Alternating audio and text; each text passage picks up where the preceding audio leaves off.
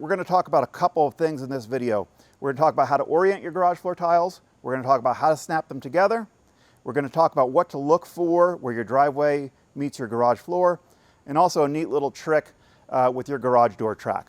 So the first thing, when you're orienting your garage floor tile, standing outside the garage looking in, you want a flat edge towards you and a flat edge to the left. Again, that flat edge is your male.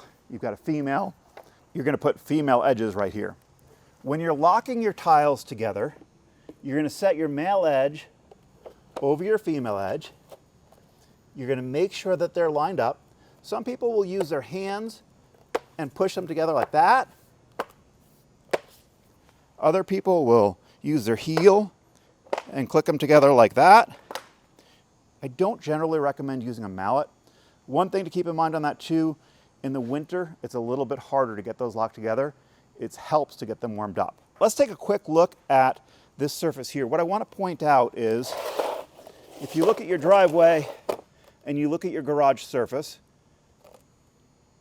your garage is higher than the driveway, and that changes the angle at which your vehicle approaches and changes the effectiveness of the edging.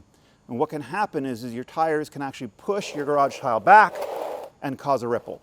So whenever you have a variation in height between these two, we always suggest that you start your tile edges, so you need to accommodate for those edges that are going to go on there, about 3 inches back from the garage door so that that vehicle starts to level out.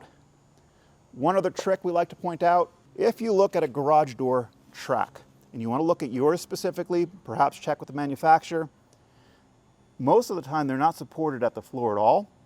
So you can actually cut that away if you need to run tiles or edges underneath.